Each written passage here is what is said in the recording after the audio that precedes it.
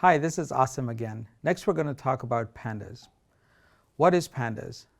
Pandas is a Python library for data analysis. The basic object in pandas is the data frame. Think of the data frame as a table, a collection of named columns.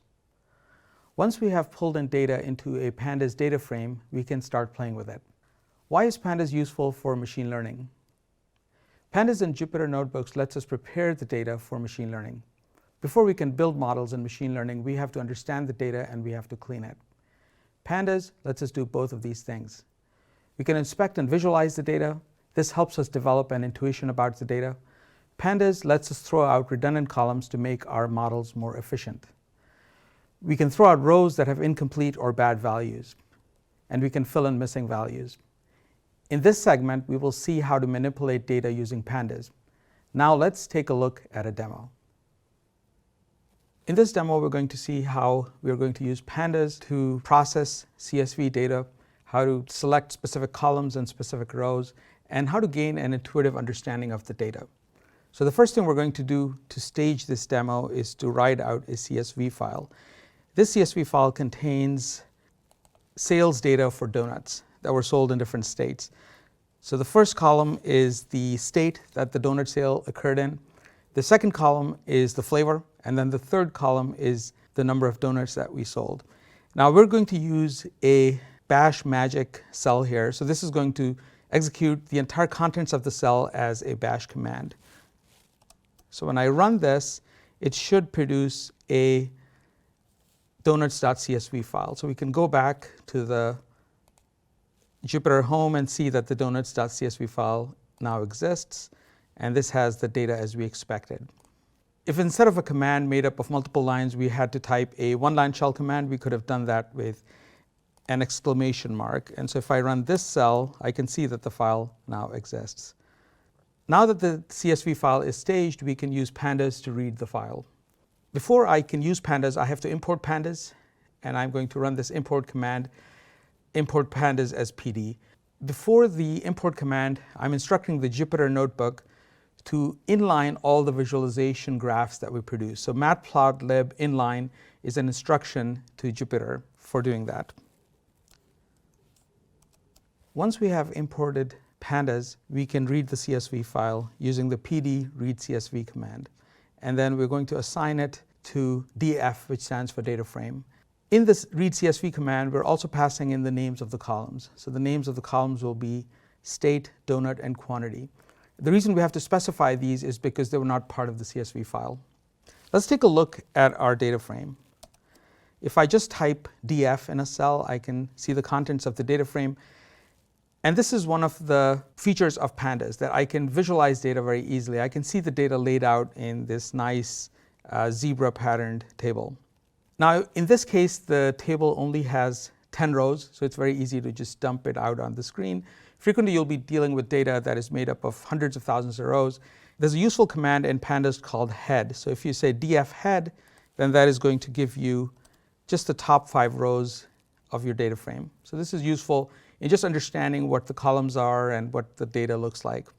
You can also slice the data by column. So you can select a single column by just specifying the column as an attribute after the data frame. So if I say df.quantity, that's going to give me a single column of data, which is the quantities of the different transactions in donuts that we had. I can plot single columns. So if I take df.quantity, I can apply the plot function to it. And this will give me a visualization of these numeric values. Now these numeric values are interesting. However, it might be more interesting to see how many sales of single donuts we had and how many sales of half dozen and full dozen donuts we had. To be able to do this, I need to plot frequencies.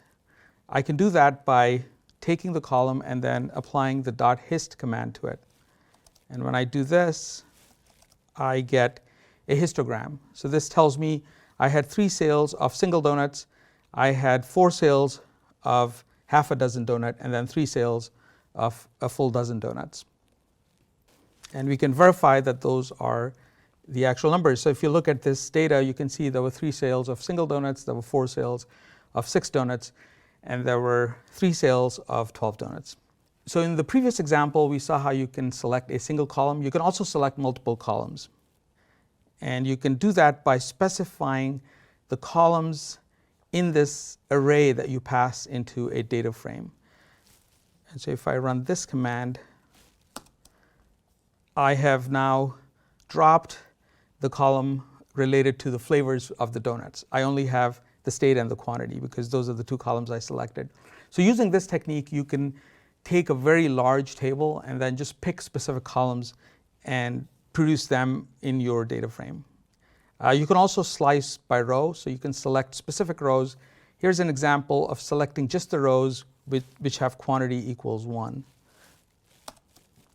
And so here I am selecting the rows where I had single quantity sales. So in the previous segment, we saw how you can slice data by column or by rows.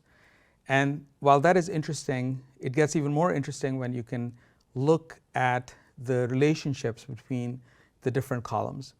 And so in this section, we're going to look at the crosstab function, which allows you to do that. Crosstab lets you select multiple columns and then see how many transactions or how many records there are that overlap for different values of these columns. And so for example, if you look at state and quantity, we get a crosstab output that looks like this. And so what this says is that in California, for example, we did not have any sales of single donuts. However, we did have sales of half a dozen and a full dozen donuts. If you look at Washington, we had one sale of a single donut, we had 2 sales of half a dozen donuts, and then we had 1 sale of a dozen donuts. So this is a way of aggregating a large amount of data and then looking at it in a summarized form. You can also cross-tabulate between state and donuts. So here we're going to look at the different flavors of donuts and see which flavor sold in which state. Now in this case, we have one transaction with apple flavored donuts in California. We had one transaction with raspberry flavored donuts in California. And then you can see the values for the different flavors of donuts and different states. One of the shortcomings of this view is that we are not able to see what the transaction represented. Did it represent a single sale or did it represent sales of 6 or 12 donuts? So we can do that by adding the quantity to the crosstab and then specifying an ag function, which is sum, that's going to add up these quantities. So if I run this, this adds up the quantities for sales in California for different flavors. In the cases where there aren't any transactions, it puts in a value of not a number. So these are the number of donuts that were sold in different states and of different flavors.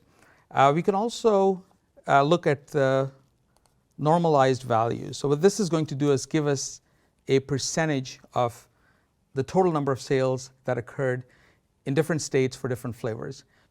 Here we can see that 19% of our sales were in California and of flavor apple. And then we had 11% sales of raspberry total across all the states. And we can also visualize this with a plot invocation at the end. And so this is what the sales look like broken down across all the different states and by the different flavors. Now that you've seen it in action, you can see how helpful Pandas is in understanding the data and preparing it for training our machine learning models.